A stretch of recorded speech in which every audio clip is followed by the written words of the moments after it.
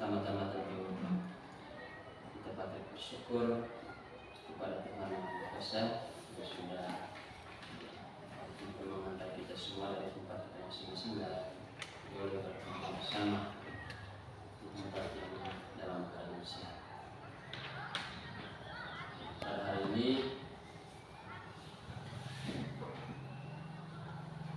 kita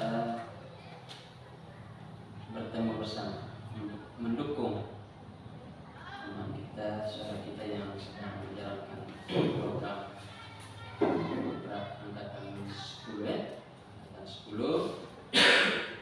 dan saya selalu katakan bahwa apa yang sedang dialami oleh Pak Dedi saat ini tentu akan dialami oleh itu semua nantinya. Karena itu keberhasilan dari sebuah program ini tentu tidak terlepas dari dukungan dan kerjasama kita semua. Itu penting. Saling mendukung dalam hal apa saja. Ya, apalagi untuk program ini memang berat saya tidak mengalami, tetapi saya pantau ini lebih berat yang dipikir malah. Saya bertemu beberapa teman lebih berat lagi. Karena itu butuh dukungan bersama, tenaga, pikiran, dan yang tidak kalah penting berdoa. Kalau teman ini sudah goal nantinya, kita yang lain aman. Karena kan beliau teman-teman bagaimana program ini supaya berhasil. Sudah berjalan 3 bulan, dan tentu kita terus mendukung sampai kapan saja. Ketika diminta untuk kita mendukung, kan tidak tiap hari, ada jamnya, ada waktunya. Jadi minta untuk bersama seperti ini mendukung. Saya pikir apapun kesibukan kita untuk itu ditunda dulu, kita makan dulu yang ini, sehingga ketika kita semua mendukung untuk keberhasilan program ini, daripada apa yang dilakukan oleh teman kita Pak Dedi, pasti harapan Pak Dedi dan juga menjadi harapan kita bersama daripada akhirnya bisa menyelesaikan dengan baik, sukses. Kemudian hari ini tema kita adalah pengimbasan tentang budaya positif. Tentu ini juga sudah kita sering lakukan selama ini sesuai dengan apa yang kita lakukan bersama anak dan lain sebagainya, aturan-aturan baik tentunya. Namun pada hari ini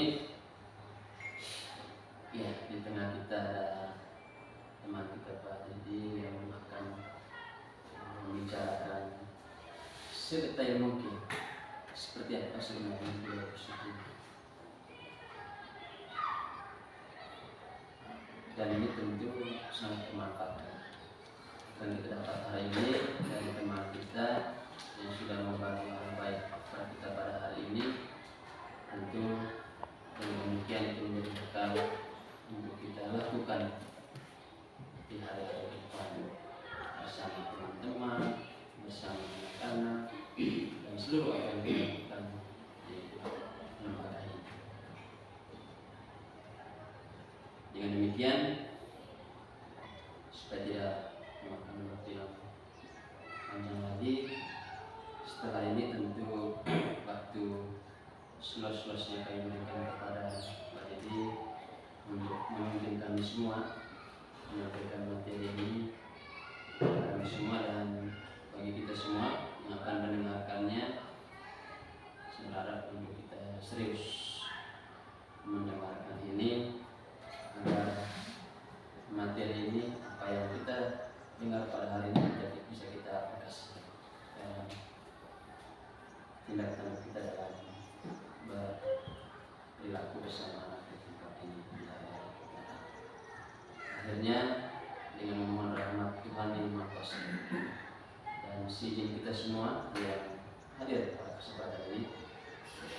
saya pimpinan Lembaga Sungguh Sahabat Amanah membuka kegiatan ini secara resmi.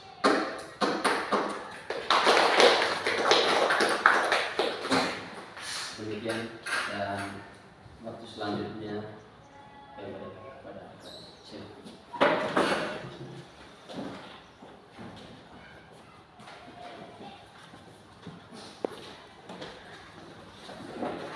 Terima kasih atas kesempatan yang diberikan khususnya hari ini. Pertama-tama tentunya berterima kasih kepada Bapak Kepala Sekolah yang sudah memotivasi kita semua untuk bersama hadir pada kesempatan ini di hari ini. Ya. Jadi saya juga berterima kasih kepada teman-teman semua yang sudah merelakan waktu, tenaga, energi ya untuk ya bisa bersama di ruangan ini hari ini untuk mendengarkan satu dua hal yang berhubungan dengan budaya positif. Tentunya saya pribadi ada di sini bukan berarti saya mau menggurui teman-teman, ya tidak. Tetapi ya orientasi daripada kegiatan ini adalah saya mau berbagi apa yang saya pahami terkait dengan budaya positif itu sendiri untuk kita bisa implementasikan di lingkungan sekolah kita ke depan. Ya. Mungkin untuk sebelum ke sana saya mengajak kita semua untuk berdoa dulu, Pak. Permisi.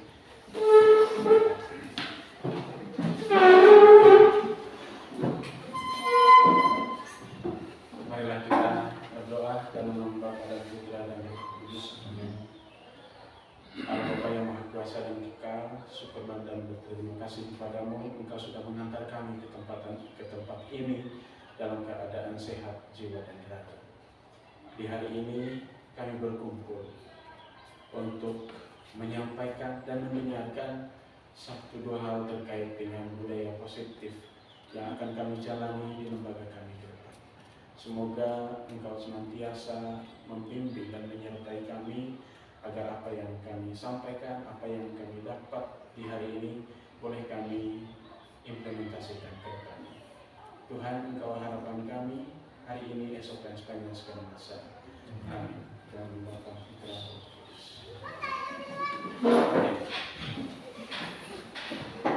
Next. Agenda kita hari ini pembukaan tadi sudah dibuka oleh Bapak Kepala Sekolah terkait dengan materi yang kita akan bicarakan. Kemudian ada capaian khusus, ada pemahaman inti, nanti kita sharing. Kemudian ada eksplorasi konsep, dan yang terakhir nanti ada refleksi. Ada kesepakatan kelas ya dalam proses ini ke depan. Yang pertama membuka dan menutup kegiatan dengan doa yang tadi kita sudah lakukan, kemudian menyampaikan pendapat ketika dipersilahkan, kemudian menghormati peserta lain yang sedang berpendapat. Atau mungkin ada tambahan, cukup ini lebih. Ya, capaian umum modul ini atau materi budaya positif ini yaitu memahami konsep pendidikan menurut Ki Hajar Dewantara dihubungkan dengan konsep budaya dan lingkungan positif di sekolah yang beri pihak pada murid. Kemudian yang kedua, melakukan evaluasi dan refleksi tentang praktik disiplin dalam pendidikan Indonesia secara umum untuk mendapatkan pemahaman baru mengenai konsep disiplin positif untuk menciptakan murid dengan profil pelajar Pancasila. Ya, bahwa proses pembelajaran kita itu, apakah itu terjadi di dalam kelas atau di luar kelas, di lingkungan sekolah kita itu orientasi dan muaranya itu adalah pada profil pelajar Pancasila. Kemudian yang terakhir, memahami peran sebagai guru untuk membangun budaya positif dengan menerapkan konsep disiplin positif dalam berinteraksi dengan murid.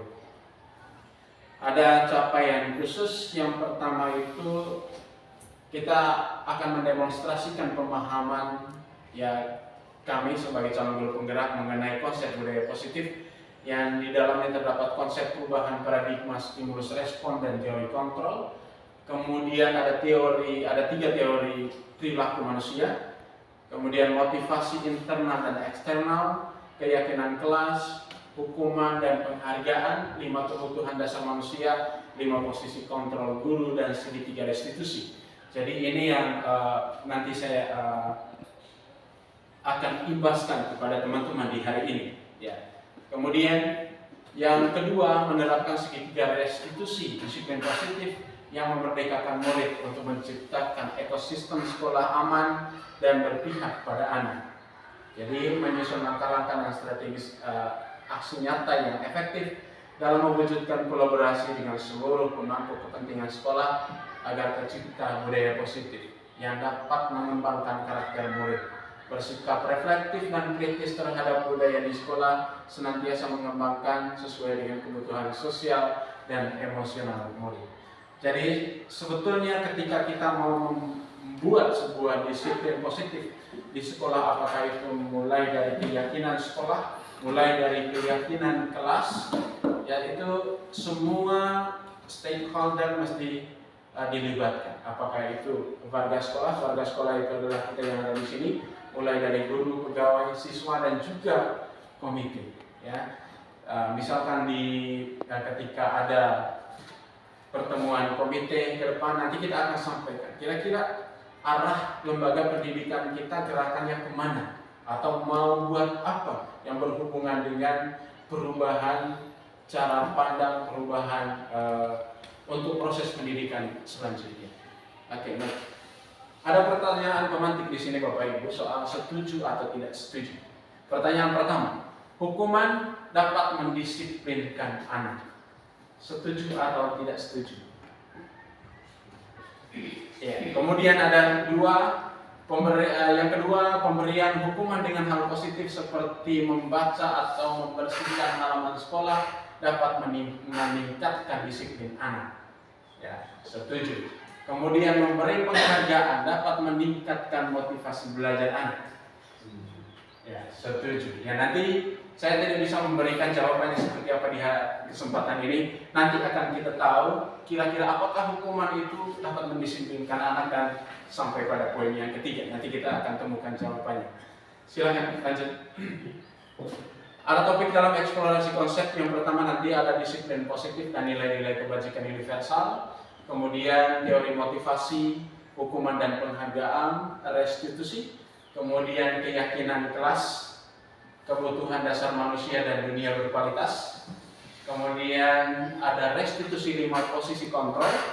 Dan yang terakhir itu restitusi, segitiga restitusi. Ya.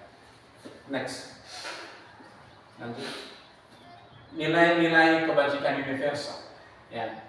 Jadi ada perubahan paradigma. Kegiatan kepalan tangan yang Bapak Ibu lihat di sebelah. Ya. Ada A dan B. Ketika kita praktekkan di dalam kelas atau di antara kita, ya, Anda dan teman Anda. Misalkan kita menyobek secari kertas kecil, tuliskan benda atau sesuatu yang sangat berharga untuk kita itu apa. Kemudian letakkan di salah satu tangan Anda dan genggam benda atau sesuatu tersebut dengan segala daya. Sedangkan kelompok B itu berusaha untuk mengeluarkan apa yang ada di dalam genggaman itu dengan berbagai cara. Jadi ini maksudnya Bapak Ibu, bahwa suatu kekuatan itu ada di dalam diri sendiri dan agak sulit sekali untuk kita bisa mengeluarkan sesuatu yang berharga itu. Tetapi ada cara tertentu untuk kita bisa mengenalkan kira-kira sesuatu yang berharga itu apa dan bagaimana caranya. Strateginya nanti kita akan temukan di dalam proses penyampaian materi ini tentunya. Lanjut. Kemudian perubahan paradigma, ada teori kontrol, ada teori pilihan, ada ilusi kontrol. Jadi guru yang mengontrol murid menurut teori ini itu adalah ilusi. Ya. Kemudian ada kritik membuat orang itu merasa bersalah. Itu juga ilusi. Dapat menguatkan karakter dan ilusi, semua penguatan positif, efektif, dan bermanfaat. Ilusi bahwa orang dewasa memiliki hak untuk memaksa. Misalkan kita memberikan pemaksaan terhadap anak, harus begini, harus begini, harus begitu. Ya, bahwa ternyata itu adalah ilusi. Ya. Nanti ada sesi diskusinya. Kemudian ada perubahan paradigma, stimulus respons, lalu teori kontrol atau teori pilihan. Siapa sesungguhnya yang memiliki kontrol? Kalau di stimulus respon, Bapak Ibu, misalkan di sini kita mencoba untuk mengubah orang agar berpandangan sama dengan kita. Ya. Mungkin kebanyakan kita dalam praktek bersama siswa itu seperti itu. Ya. Jadi kita berusaha agar apa yang kita pahami itu dipahami oleh anak-anak. Apa yang kita mengerti, kita berusaha agar anak-anak juga mengerti sesuai dengan apa yang kita mengerti. Tetapi di teori kontrol yang berhubungan dengan ini, kita berusaha sebetulnya bagaimana memahami pandangan orang lain tentang ini. Kemudian perilaku buruk dilihat sebagai sesuatu kesalahan orang lain. Ya, sesuatu kesalahan. Padahal di teori kontrolnya itu semua perilaku itu memiliki tujuan. Ya. Perilaku buruk itu sesuatu yang dilihat sebagai sesuatu kesalahan menurut kita. Tetapi kebanyakan perilaku itu selalu memiliki tujuan. Ya. Misalnya dalam menangani sebuah persoalan siswa, dia mungkin membanting-banting kursi di dalam kelas. Ketika kita tanya dengan metode atau paradigma restitusi atau segitiga restitusi, maka anak-anak itu pasti punya tujuan tertentu. Mengapa sampai dia membanting kursi atau meja di dalam kelas? Apa tujuannya? Jadi nanti kita akan temukan di bagian 5 fungsi kontrol sekaligus dengan ada 5 kebutuhan dasar manusia. Nanti kita akan temukan jawabannya di situ. Next, ya, ada disiplin positif, teori kontrol, teori pilihan menurut Dr. William Glass. Yang pertama itu Anda tidak bisa mengontrol orang lain, hanya Anda yang bisa mengontrol diri Anda. Jadi inilah yang berhubungan dengan bagaimana genggaman yang tadi di awal kita lihat. Jadi tidak ada yang bisa memegang seerat mungkin terkait dengan apa yang berharga di dalam kepala kita. Hanya kita sendiri yang menentukan kuatnya seperti apa, lemahnya seperti apa. Intinya sesuatu yang berharga itu ya tentu kita sendiri yang bisa mengontrol semuanya. Dan makna disiplin di sini itu belajar kontrol dengan mengenali potensi kita. Jadi agar tercapai tujuan mulia, yaitu sesuatu menjadi seseorang yang kita inginkan berdasarkan nilai-nilai yang kita hargai. Kemudian ada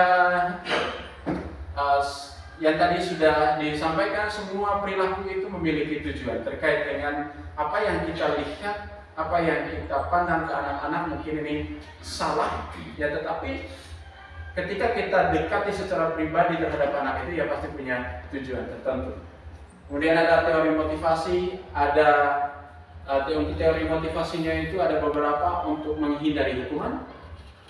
Kemudian yang kedua untuk mendapatkan imbalan. Yang ketiga untuk menghargai diri sendiri. Ya, inilah teori motivasi yang menggerakkan kita mestinya. Jadi poin yang ketiga ini yang menjadi pegangan kita ke depan, bahwa hindari tindakan yang berorientasi untuk menghindari hukuman.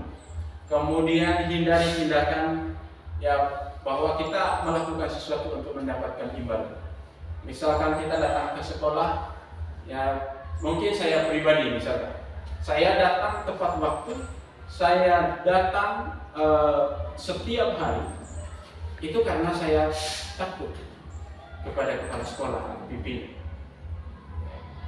Kemudian untuk mendapat imbalan. Jadi kemarin itu dalam pengalaman saya dalam proses pembelajaran atau dalam kegiatan tertentu bahwa saya melakukan sesuatu dan memberikan hadiah atau reward kepada peserta didik. Tetapi ternyata itu salah. Dan mengapa salah? Ya, yang pertama itu menghindari hukuman atau menghindari rasa atau kontrol kepala sekolah. Itu sebetulnya tidak diharapkan begitu. Yang diharapkan itu adalah bagaimana kita melakukan sesuatu itu yang berdasarkan motivasi intrinsik kita yang datang dari dalam diri kita. Sedangkan kalau menghindari hukuman ya atau menghindari rasa takut ya kepada pimpinan itu adalah motivasi eksternal. Sedangkan untuk mendapatkan imbalan ya yang kemarin itu saya sudah buat mungkin yang anak-anak melakukan sesuatu dan saya memberikan ya sebagai ucapan penghargaan saya buat mereka, ternyata itu juga salah. Karena kedepannya itu mereka bisa saja tidak melakukan apa yang saya minta. Karena apa? Kok kalau hadiahnya begitu-begitu yang saya juga punya di rumah. Gitu. Ya bisa saja mereka beranggapan begitu. Kemudian yang berikut, bisa saja anak-anak melakukan atau kedepannya itu tidak mau melakukan ketika kita tidak memiliki sesuatu untuk memberikan kepada mereka dalam bentuk reward tadi. Mereka tidak bisa melakukan karena mereka sudah ketergantungan pada mereka sudah tergantung pada apa yang kita sudah praktekkan hari ini, khususnya saya pribadi. Ya. Sehingga untuk itu ya saya mencoba untuk berubah ke depan. Kemudian menghargai diri sendiri. Sebetulnya aturan kemudian tata tertib yang dicanangkan dari lembaga pendidikan kita itu hanya mau mengarahkan kita untuk memunculkan motivasi itu dari dalam diri sendiri kita, dari dalam diri sendiri, bahwa kita mau menjadi seperti apa, kita mau menjadi seperti siapa. Jadi siapa dan apa itu ya tentunya sangat penting bagi kita ya sebagai acuan kita mau jalan kemana dalam dalam posisi kita sebagai guru atau sebagai siswa pada peserta didik. Kemudian Bapak Ibu ada 5 posisi kontrol juga, ada penghukum, membuat rasa bersalah, ada sebagai teman, ada sebagai pemantau, kemudian ada manajer, ada penghukum, ada pembuat rasa bersalah, ada sebagai teman, ada pemantau, ada sebagai manajer. Ya. Jadi tentunya yang kita rasakan selama ini bahwa apa yang sudah dipraktekkan oleh pimpinan kita itu tidak lebih dan tidak kurang dari implementasi dari segitiga restitusi, yaitu memposisikan dirinya Kerentua itu sebagai manajer, bahwa dia tidak pernah menghukum kita dari apa yang kita lakukan, dari kesalahan kita, tetapi dia mencoba untuk menggali kira-kira persoalan pribadi kita itu apa dan mau berubahnya seperti apa. Saya pikir apa yang sudah dilakukan selama ini ya sesuai dengan apa yang diharapkan, yaitu mengatasi sebuah persoalan itu sesuai dengan prinsip segitiga restitusi. Dan ini yang diharapkan juga untuk kita sebagai guru, bahwa menangani persoalan bersama siswa kita selalu menggunakan ini. Yang pertama itu tentu menstabilkan identitas. Yang kedua itu adalah tentang validasi kebutuhan, ya validasi tindakan yang salah, dan yang ketiga itu menanyakan keyakinan. Ya, biasanya kalau kita sudah membuat keyakinan kelas dan anak-anak sudah mengetahui keyakinan kelas itu, maka ketika mereka menghadapi sebuah persoalan, paradigma atau segitiga restitusi ini menjadi media bagi kita untuk mengatasi persoalan itu. Misalkan menstabilkan identitas. Misalkan dia datang ke kita, Pak, saya sedang marah, saya sudah memukul anak ini. Bagaimana kita supaya membuat emosinya itu kembali ya seperti semula? Ya tentu ini yang disebut dengan menstabilkan identitas. Saya pribadi juga kok seperti itu. Kalau ada yang memukul saya pasti pukul balik. Kita mestinya dukung seperti itu. Kemudian masuk kepada validasi kebutuhan atau validasi tindakan. Jadi dari tindakan itu, apakah kamu pernah berpikir bahwa kamu sedang melanggar keyakinan kelas kita atau tidak? Ya di situ dia pasti akan menyadari, oh ya, ternyata apa yang saya lakukan itu sudah melanggar dari keyakinan kelas yang sudah dibuat bersama.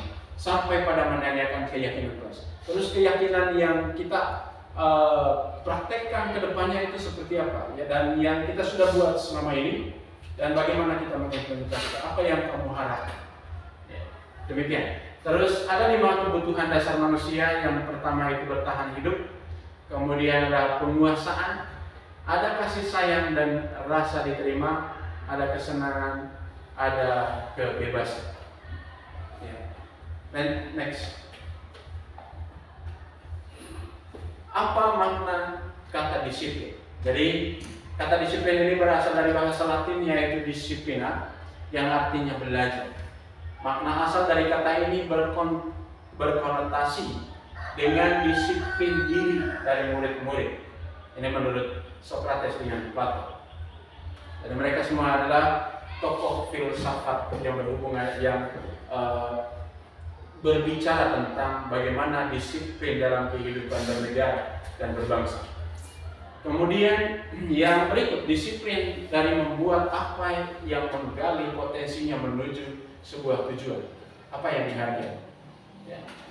Yang berikut, ya ada hal ya yang menentang ya dari apa yang dibicarakan di poin ini. Namun dalam budaya kita, ya, makna kata disiplin telah berubah menjadi sesuatu yang dilakukan seseorang pada orang lain untuk mendapatkan kepatuhan. Dalam perjalanan waktu, bahwa disiplin itu tidak hanya sekedar belajar, tetapi bagaimana membuat orang lain itu patuh terhadap suatu aturan tertentu. Oke, next. Ada nilai-nilai kebajikan universal, Bapak Ibu. Nilai-nilai kebajikan adalah sifat positif manusia yang merupakan tujuan mulia yang ingin dicapai setiap individu. Nilai-nilai ini bersifat universal dan lintas bahasa, suku, bangsa, agama maupun latar belakang. Saya pikir Bapak Ibu bisa membaca ini. Kemudian nilai-nilai kebajikan yang ingin dicapai setiap anak Indonesia kita, ya setiap anak Indonesia kita kenal dengan profil pelajar Pancasila. Ada beriman, bertakwa kepada Tuhan Yang Maha Esa, atau berakhlak mulia, mandiri, bernalar kritis, berkebinekaan global, bergotong royong, dan yang terakhir adalah kreatif. Teori motivasi perilaku manusia. Jadi ada motivasi eksternal dan motivasi internal. Ini contoh, ada 2 contoh motivasi eksternal untuk menghindari ketidaknyamanan atau hukuman. Apa yang akan terjadi apabila saya tidak melakukannya?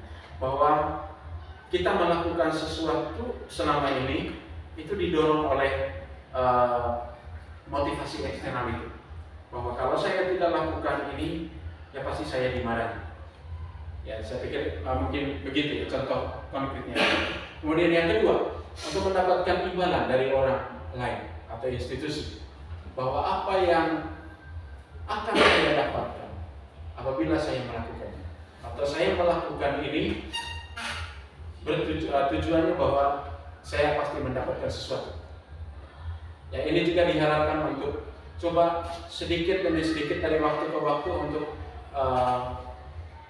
hilangkan paradigma ini. Kita coba menggunakan teori motivasi internal ini, yaitu untuk menghargai diri sendiri, bahwa kita melakukan sesuatu itu tidak lebih dari menghargai diri sendiri dan orang lain.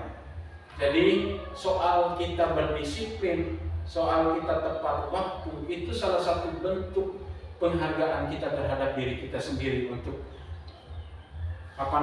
identitas kita itu tetap eksis ya ke depan.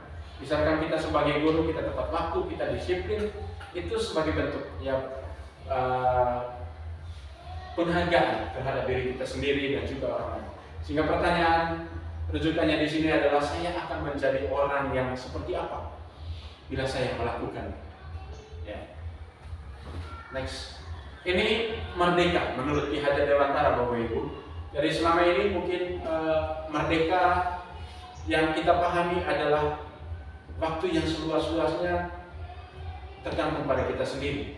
Tetapi menurut Ki Hajar Dewantara, Merdeka itu artinya tidak hanya terlepas dari perintah, akan tetapi juga cakap memerintahkan diri sendiri. Bahwa merdeka tidak berarti kita bebas sebebas-bebasnya, tetapi ada satu nilai yang paling mulia di balik itu, bahwa kita juga mesti cakap atau bisa sanggup ya untuk memerintahkan diri sendiri. Kita mau pergi kemana? Kita mau melakukan apa? Seperti demikian, Bapak Ibu. Kemudian yang berikut, dihukum oleh penghargaan. Yang tadi saya sampaikan, ada pertanyaan pemantik di awal, bahwa apa yang saya katakan tadi dan saya pernah praktekkan itu ternyata tidak diharapkan. Bahwa penghargaan itu berlaku sama dengan hukum. Dalam arti meminta atau membujuk seseorang melakukan sesuatu untuk memenuhi suatu tujuan tertentu dari orang yang meminta atau membujuk. Dorongannya eksternal dan akan ada faktor ketergantungan. Beberapa dampak dari pemberi penghargaan.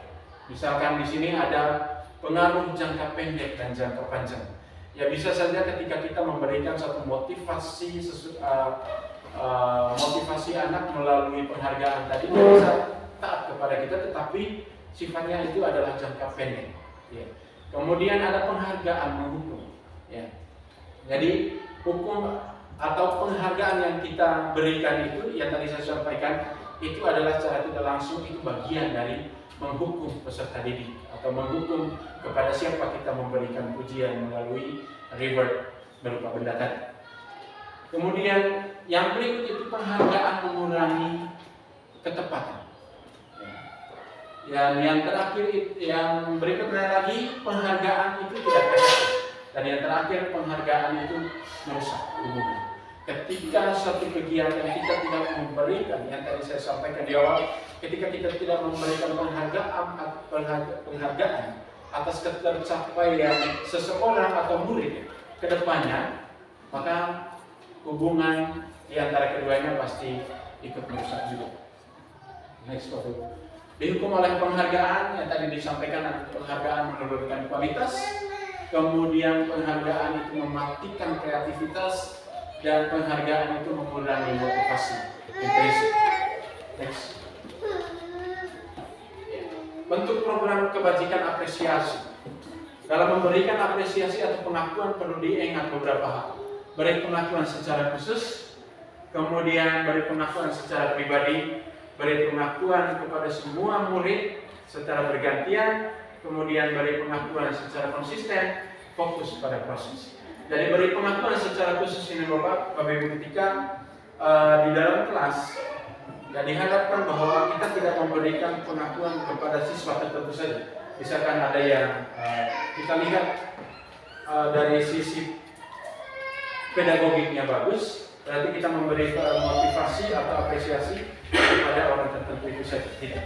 Nah, diharapkan bahwa secara bergiliran dari hari ke hari, dari waktu ke waktu, agar setiap anak itu mendapat apresiasi semuanya. Misalkan kita punya keyakinan menjaga kebersihan kelas atau menjaga kebersihan lingkungan sekolah.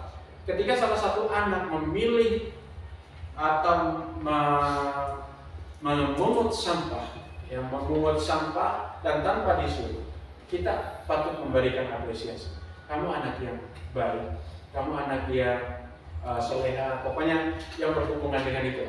Ya begitu. Intinya bahwa kita tidak melihat bahwa ketika kita memberikan apresiasi hanya kepada peserta didik tertentu, alias peserta didik yang mempunyai kemampuan akademiknya lebih dari yang lain.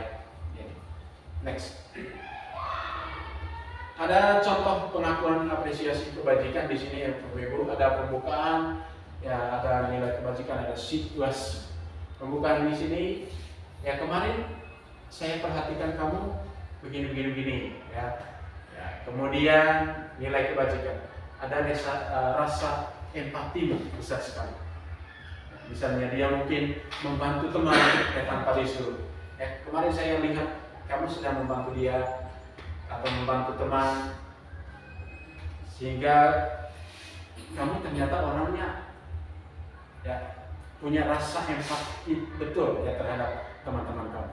Kemudian ada situasinya itu adalah pada saat menolong murid baru misalkan ya di kelas kita, atau yang tadi saya sudah sampaikan ketika dia ada satu teman yang kecelakaan dan seterusnya.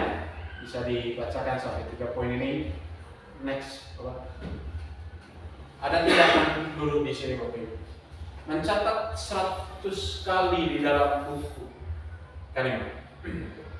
Ya 100 kali ya di dalam buku ya kalimat 100 kali. Kemudian saya tidak akan terlambat lagi. Misalnya kalimat ini, saya tidak akan terlambat lagi karena terlambat ke sekolah. Apakah ini bagian dari apa ya? Menghukum atau apa Bapak Ibu? Ya kira-kira hukuman atau konsekuensi nanti? Konsekuensi. Oke, lari mengelilingi lapangan basket 2 kali karena terlambat hadir di sekolah. Hukuman atau konsekuensi? Konsekuensi. Murid diminta untuk push up 15 kali karena tidak menggunakan masker ke sekolah. Konsekuensi. Ya, rupanya bisa dilihat. Oke, coba lihat kunci jawabannya di sebelah, cukup 3 saja. Iya, ini adalah hukuman.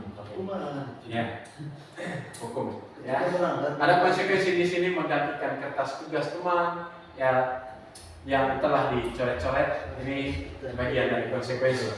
Ya, ada 2 pernyataan lagi, membersihkan tumpahan air di meja tulis karena tersenggol pada saat belajar. Itu konsekuensi dari apa yang sepakat. Oke, next.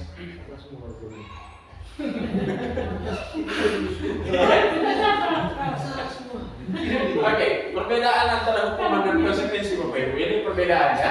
Ada hukuman, ada konsekuensi. Hukuman itu sesuatu yang menyakitkan tentunya ya, kalau terjadi. Kemudian membuat anak itu sakit, apakah itu secara fisik ya, untuk jangka waktu lama. Sedangkan konsekuensi itu sesuatu yang harus terjadi. Kemudian membuat anak itu merasa tidak nyaman dalam jangka waktu pendek. Anak menghargai disiplin, itu konsekuensi. Kemudian stimulus atau tanggapan, dan mendorong anak agar mudah menyesuaikan diri. Ya. Sedangkan kalau hukumannya di sini kan mendorong anak menyakiti diri sendiri, sedangkan konsekuensi itu mendorong anak agar mudah menyesuaikan diri. Konsep diri yang buruk itu adalah hukuman, sedangkan konsekuensi itu adalah konsep diri yang positif atau yang baik. Next. Kemudian kita masuk pada terminologi restitusi, Bapak Ibu. Jadi apa itu restitusi? Restitusi itu adalah proses menciptakan kondisi bagi murid untuk memperbaiki kesalahan mereka, sehingga mereka bisa kembali pada kelompok mereka dengan karakter yang lebih kuat. Restitusi juga merupakan proses kolaboratif yang mengajarkan murid untuk mencari solusi untuk masalah mereka dan membantu murid berpikir tentang orang seperti apa yang mereka inginkan menjadi tujuan mulia dan bagaimana mereka harus memperlakukan orang lain. Itu menurut si Darwin Joseph. Ya, artinya bahwa restitusi ini Bapak Ibu, ini adalah kegiatan kolaboratif, ya, kegiatan kolaboratif bahwa tentu ada yang bermasalah, ya, misalkan siswa mengalami persoalan, kita hadir di sana, dan ketika kita bersama mereka itu adalah bagian dari kolaborasi, bagian dari bagaimana kita bersama untuk memecahkan persoalan. Dan restitusi ini selalu bermuara pada disiplin positif secara keseluruhan. Ya. Jadi ini yang kita sebut dari Bapak Ibu, ada hukuman, ada konsekuensi, ada restitusi, ada disiplin. Ini identitas sukses, ada identitas gagal. Misalkan hukuman yang kita berikan kepada anak, ya jelas mereka akan mengalami kegagalan, itu pasti menurut teori ini. Kemudian kalau kita berhubungan dengan disiplin, kita menggunakan metode konsekuensi ini. Sesuatu harus terjadi, ini pasti disiplin atau tingkat identitas suksesnya itu pasti akan bertahan lama, dan itu sangat berpengaruh kuat terhadap peserta didik kita atau kepada siapa yang menjadi sasaran kita untuk menerapkan disiplin ini. Next, ada 9 ciri restitusi. Yang pertama, bukan untuk menebus kesalahan, namun untuk belajar dari kesalahan. Yang kedua, memperbaiki hubungan. Tawarkan, bukan paksakan. Ya. Restitusi menuntut untuk melihat ke dalam diri. Restitusi mencari kebutuhan dasar yang mendasari tindakan. Restitusi diri adalah cara yang paling baik. Restitusi fokus pada karakter, bukan pada tindakan. Restitusi fokus pada solusi. Dan yang terakhir, restitusi mengembalikan murid yang berbuat salah pada kelompok. Next slide. Ini berhubungan dengan keyakinan kelas Bapak Ibu. Mengapa tidak keyakinan saja? Jadi mengapa harus keyakinan kelas? Ya. Ini pertanyaan yang berhubungan dengan aturan atau keyakinan. Mengapa kita memiliki peraturan? Harus menggunakan helm bila mengendarai kendaraan roda 2. Yang kedua, mengapa kita memiliki peraturan 3M? Menggunakan masker, mencuci tangan, dan menjaga jarak. Ya. Kemudian, mengapa kita memiliki peraturan harus datang tepat waktu pada saat mengikuti peraturan? Apa yang mau dikatakan di sini, Bapak Ibu? Jadi, yang pertama, mengapa kita memiliki peraturan harus menggunakan helm bila mengendarai kendaraan roda 2? Ini adalah sebuah aturan yang diberikan oleh institusi tertentu, oleh kepolisian atau undang-undang. Tetapi bagi kita, bukan ini satu-satunya. Tetapi ada satu keyakinan yang membuat atau yang memotivasi kita untuk melakukan, untuk menggunakan helm ini. Jadi nilai universal, nilai kebajikan yang kita mau terapkan di sini adalah mau menyelamatkan tentunya, mau menyelamatkan diri sendiri. Bahwa kalau kita tidak menggunakan helm, ya pasti kepala kita akan terbentur ketika kecelakaan. Ya, itu orientasinya. Tetapi nilai di balik itu adalah keselamatan. Keselamatan diri itu penting. Sehingga kita kemana-mana, kalau kata keselamatan itu menjadi milik kita, melekat di dalam diri kita, pasti kita akan melakukan secara terus-menerus. Next. Ini lingkaran budaya positif, Bapak Ibu. Ada lingkaran budaya positif, lingkungan positif, keyakinan kelas, peraturan kelas. Jadi peraturan kelas itu identik dengan kesepakatan kelas yang tadi kita bangun.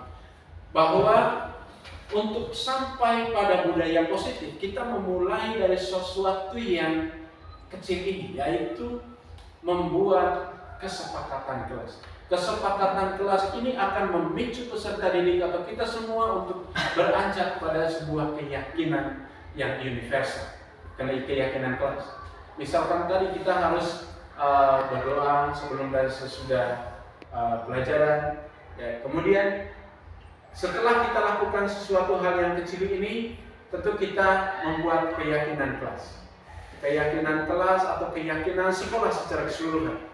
Keyakinan kelas di sini adalah yang berhubungan dengan datang waktu, tepat waktu, datang sekolah tepat waktu. Kemudian misalkan membawa buku sesuai dengan mata pelajaran pada hari itu, dan tidak terbatas pada apa yang disampaikan saat itu oleh peserta didik atau secara bersamaan. Tetapi diharapkan nanti bahwa ketika kita sudah melakukan keyakinan kelas, berbicara atau membuat keyakinan kelas itu akan disimpulkan dan ditempel di dinding. Misalkan kemarin saya buat kelas 8, ya maka keyakinan kelas yang sudah dibuat kemarin itu mestinya selanjutnya akan ditempel di sini untuk senantiasa mengingatkan kita dari hari ke hari bahwa inilah yang harus dilakukan ketika kita berada di tempat ini. Dan ketika kita sudah mulai di sini, pasti ketika keluar dari lingkungan ini akan terbawa terus, ya. suasana-suasana positif seperti ini. Dan kemarin sebetulnya membuat keyakinan kelas itu bukan seperti yang saya buat waktu itu, harus presentasi. No, ya, bukan seperti itu sistemnya. Tetapi kemarin saya sudah sampaikan bahwa kata keyakinan kelas untuk sekolah kami itu sesuatu yang baru. Sehingga kalau langsung mempraktekkan, kita diskusi tentang keyakinan kelas bersama siswa, maka siswa pasti tidak akan mengerti apa itu keyakinan kelas dan tidak bisa berjalan dengan baik. Sehingga mau tidak mau kemarin saya harus presentasi dulu materi keyakinan kelas itu seperti apa, sehingga sampai pada membuat keyakinan kelas yang kemudian kami akan tempel di dinding ini nanti. Ya. Dan berikut. Ya. Lanjut kesepakatan kelas, ini contohnya. Ya. Kami sudah murid yang selanjutnya. Iya. Silakan lanjut next. Ya. Ini kegiatan pendalaman keyakinan kelas tabel T dan Y waktu itu sebetulnya tadi kita coba untuk buat dulu di bagian depan, tapi takut waktu kita mulai terlalu. Ya, ada peraturan yang keyakinan kelas. Ini peraturan, kemudian di sebelahnya ada keyakinan kelas. Kalau peraturan itu selalu membalikkan buku ke tempatnya. Kalau kita membuat keyakinan dari pernyataan ini kira-kira bagaimana waktu itu? Apakah selalu mengembalikan buku ke tempatnya atau dilarang mengganggu orang lain? Keyakinan apa yang kita membuat kira-kira? Misalnya yang pertama, selalu mengembalikan buku ke tempatnya, itu bagian dari tanggung jawab. Dilarang mengganggu orang lain, itu menghargai diri sendiri dan orang lain. Coba next. Ini kunci jawaban. Tanggung jawab, menghormati orang lain, menghormati diri sendiri, tentunya hadir di kelas 15 menit sebelum pembelajaran dimulai, itu menghormati orang lain dan berkomitmen. Ini yang disebut dengan keyakinan kelas, sehingga nilai-nilai universal, nilai-nilai kebajikan ini nanti akan ditempel di kelas sesuai dengan apa yang sudah disepakati bersama. Misalnya kalau kelas kami kemarin yang kelas 8, berarti nanti akan ditempel.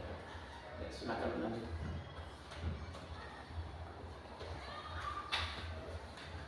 Next. Ini kebutuhan dasar yang dimiliki oleh manusia, Bapak Ibu. Ada bertahan hidup, ada kasih sayang dan rasa diterima, ada penguasaan, ada kebebasan, ada kesenangan. Ya.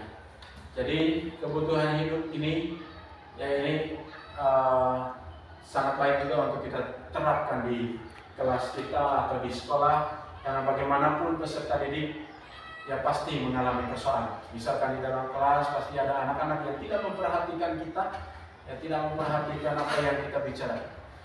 Bahkan dia melakukan sesuatu yang tidak diinginkan di dalam kelas, apakah lempar teman-temannya, ya berarti dia sedang krisis ya kasih sayang di keluarga. Sehingga bagaimana cara kita untuk memenuhi kebutuhan itu.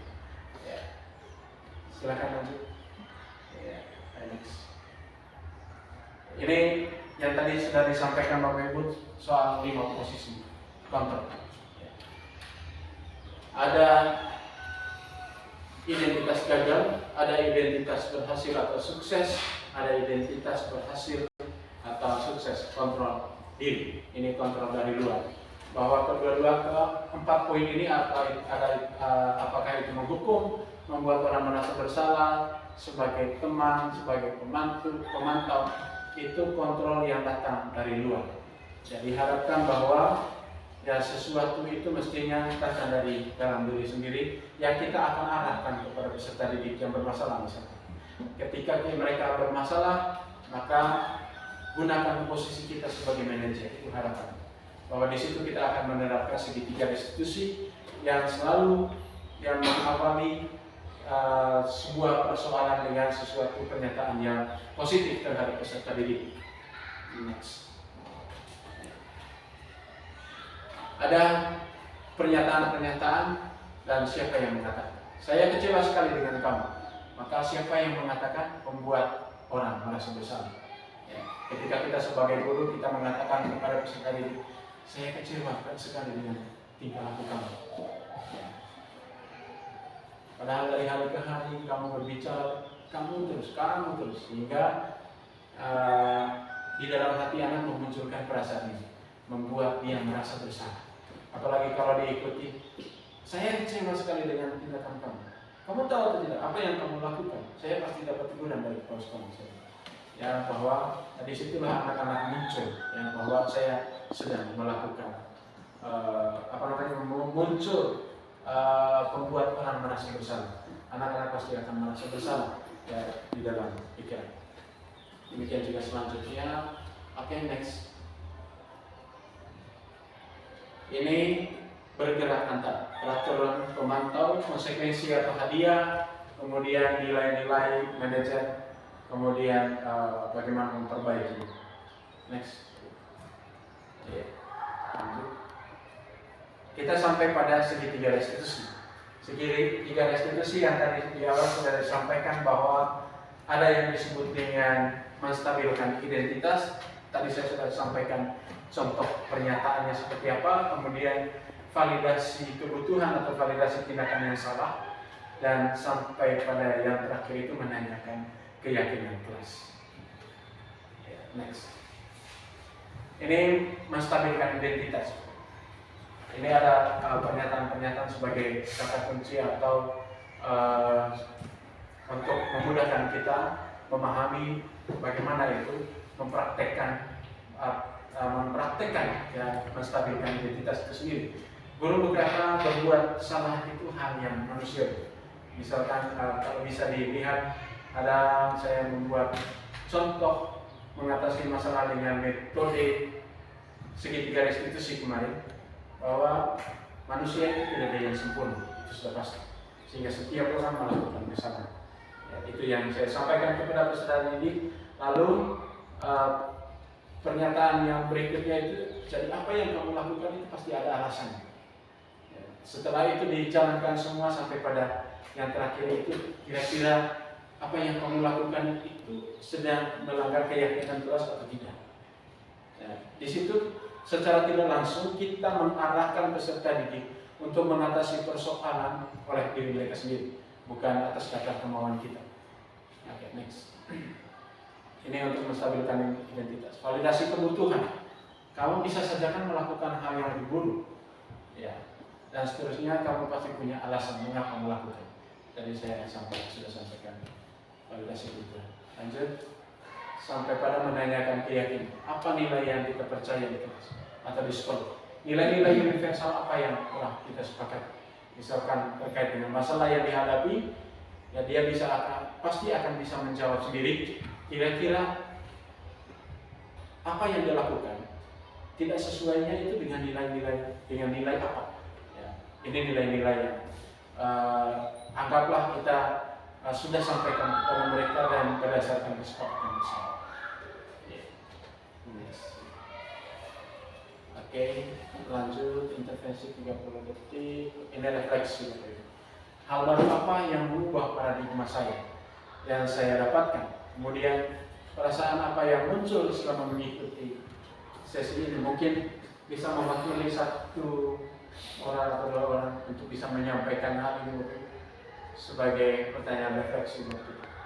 Dari materi yang disampaikan, kira-kira apakah ada hal baru? Apakah ada perasaan tertentu ya selama mengikuti kegiatan ini? Kemudian pertanyaan berikut, peran Among seperti apa? Peran penuntun ya, seperti apakah yang saya telah lakukan selama mengikuti kegiatan hari ini? Kemudian saya akan menjadi penuntun. Among itu sama dengan penuntun yang seperti apakah setelah mengikuti kegiatan ini? Mungkin ada yang mau menyampaikan satu dua hal lebih sebelum berakhir.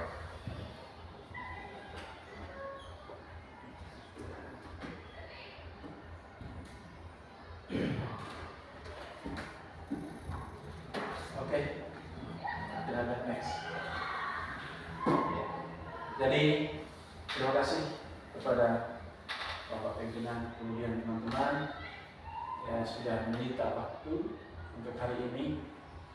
Ya, saya sadar dan saya tahu, ya tadi saya sudah sampaikan bahwa sebetulnya keberadaan saya atau kegiatan hari ini bukan untuk menggurui, itu sudah pasti. Tetapi saya mau membagikan apa yang sudah saya dapatkan selama ini, dan saya menyampaikannya belum begitu sempurna, itu sudah pasti, tetapi inilah bagian dari usaha kolaboratif kita ke depan, dan mudah-mudahan kebersamaan ini akan tetap terjaga dan saling mengisi. Nah, sebetulnya itu saja dari saya. Terima kasih banyak atas waktu yang diberikan.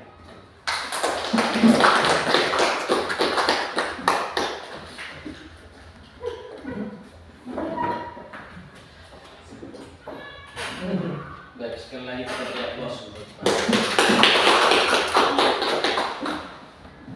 ya, tentu atas nama seluruh peserta yang hadir dan mendengarkan apa yang disampaikan oleh Pak. Jadi terima kasih banyak sudah menyampaikan banyak hal yang mungkin selama ini kita belum paham, dan hari ini atas pencerahannya kami semua sudah bisa memahami secara baik seperti apa itu budaya positif di lingkungan sekolah, dan tentu menjadi harapan kita semua untuk aplikasikan di dalam menjalankan tugas. Ya, sangat menarik sekali. Saya catat beberapa kesimpulan tadi, ya, bahwa budaya positif di sekolah adalah proses berkelanjutan dan membutuhkan usaha dari semua pihak. Kita semua butuh komitmen. Semakin kuat komitmen dan kerjasama semua pihak, semakin besar peluang untuk menciptakan lingkungan belajar yang kondusif dan positif bagi kita semua. Seperti kata awal saya, bahwa kalau kita semua bekerja sama dan komit untuk menjalankan tugas secara baik, itu pasti kita bisa lakukan untuk kerjasama. Kemudian ada tadi segitiga restitusi. Ya, salah satu pendekatan disiplin positif ternyata yang dapat digunakan untuk membantu kita belajar dari kesalahan kita dan menjadi pribadi yang lebih baik. Ya, belajar dari kesalahan. Dan tentu pendekatan ini perlu diterapkan dengan konsisten dan penuh kasih sayang. Saya selalu bicarakan ini kepada teman-teman bahwa pada saatnya teman-teman juga menjadi seorang pemimpin. Pemimpinlah menggunakan kasih sayang, dan itu penting. Jangan sampai kita emosi kita tidak terkendali, lalu pada akhirnya kita santai. Selalu berpikir positif tentang orang lain, kalaupun itu salah. Tetapi bagi kita, tanamkan dalam diri kita bahwa misalnya dia tidak ada untuk hal positif, berpikir positif terhadap orang lain. Auto stres, keseimbangan tensi ini kalau kita sudah tidak jaga betul, menurut kita sendiri yang karena itu terima kasih banyak pada kali ini. Iya, segitiga restitusi ini penting untuk kita tanamkan dalam diri, ya. Pendekatan disiplin yang positif dan penuh kasih sayang. Kemudian, ya, saya juga terinspirasi dengan hadiah. Ya, ternyata ada dampak positif dan ada juga negatif. Ya, selama ini kan dampak positif bagi kita adalah tentu akan meningkatkan motivasi terhadap anak tentunya, kemudian memberikan rasa bangga, kemudian menunjukkan apresiasi, dan ternyata hari ini juga kita diajak untuk ya, kalau perlu itu tidak diperbolehkan. Karena apa? Dampak positifnya adalah membuat anak materialistis, kemudian menurunkan motivasi intrinsik. Ini tadi yang bagus, ya, menurunkan intrinsik. Termotivasi, anak akan termotivasi oleh hadiah. Ketika ada hadiah mereka berusaha, tetapi ketika tidak ada hadiah pasti mereka tidak berusaha. Ini yang sangat fatal sekalian ya. Kemudian membuat anak pasti terpaku pada hasil, bukan proses. Jadi dengan demikian ya, ini beberapa kesimpulan yang saya dapat dari seluruh materi yang disampaikan secara bagus pada hari ini. Dan untuk kita tentu ini menjadi acuan untuk kita boleh berbudaya dalam menjalankan tugas institusi kita ke depan di lembaga ini. Saya pikir kalau dia terapkan ini, ya memang tidak serta merta kita langsung mengaplikasikan semua ini, tetapi pelan-pelan pasti jadi. Ya. Itu tadi kata kuncinya adalah komitmen dan kerjasama dari kita semua. Yang demikian, sekali lagi terima kasih banyak kepada Pak Dedi yang sudah membagi hal baik kepada kami semua dan sangat bermanfaat. Dan kepada kita semua yang sudah mendengarkannya, tentu ini menjadi bahan, menjadi bahan untuk kita merefleksi diri dan selalu bertanya, apakah yang saya lakukan selama ini kelirukah atau benar? Ketiga pertanyaan itu kita bertanya ke dalam diri kita, pasti diri kita juga akan menjawabnya setelah kita mendengar materi yang dipaparkan pada hari ini. Dengan demikian, mari kita menjalankan tugas dan fungsi kita, ya pelan-pelan kita aplikasikan apa yang kita sudah dengar, hal baik yang sudah dibagikan oleh teman kita pada hari ini. Dengan demikian, dengan mohon rahmat Tuhan yang Maha Kuasa dan izin kita semua, saya dan lembaga menutup kegiatan kita pada hari ini secara resmi.